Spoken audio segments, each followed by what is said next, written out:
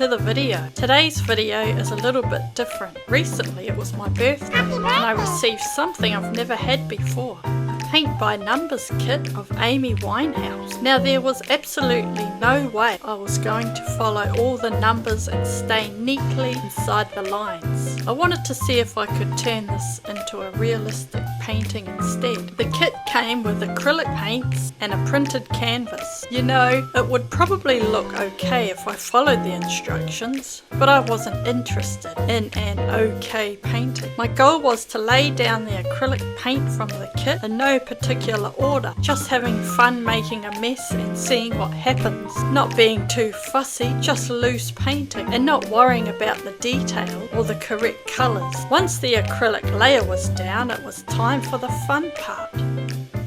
The colours I used for this painting were titanium white, cadmium yellow, cadmium orange, cadmium red, alizarin crimson, cobalt violet, ultramarine blue, viridian green, burnt umber. This part is my favourite and I find it easier than the acrylics because I can blend better and mix the correct colours with the acrylics.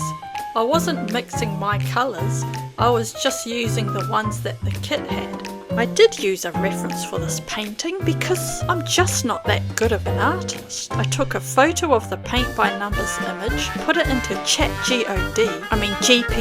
and I asked it to make it look realistic.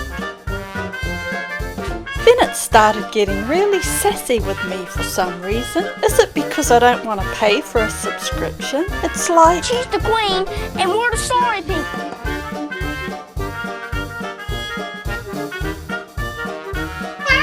what it gave me was decent, so I used it as my photo reference. At this stage I'm working with the oils and mixing up some flesh tones. I'm starting with white, bit of burnt umber, some yellow, some red, some orange, then adjusting the mixtures with cooler colours where needed. I'm basically just trying to match the colours in the reference photo as closely as I can and gradually build up the form.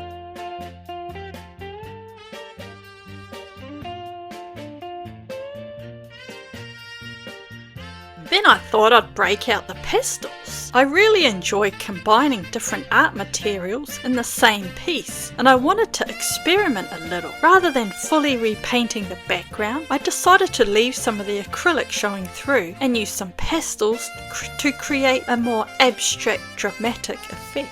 I think I really liked the goal. I think it works. As I continued with the painting, I kept thinking the hair looked a little plain. I felt like it needed something to tie the gold and the red from the background into the hair and help bring the whole composition together. I also wanted something that would help move the viewer's eye around the painting. After thinking about it, I decided a rose would work really well, and I've seen her wearing them before, so I felt like it would be a good choice. One thing I have to say about this painting that I think is really successful is the composition. Everything seems to flow nicely and your eye naturally moves around the painting instead of getting stuck in one spot. I think I managed to create a successful portrait even though I completely failed at the actual paint by numbers part. So if the goal was to follow the instructions, I failed miserably. If the goal was to make a decent painting, I didn't fail. It's pretty darn good. Thanks for watching, and I'll see you in the next one.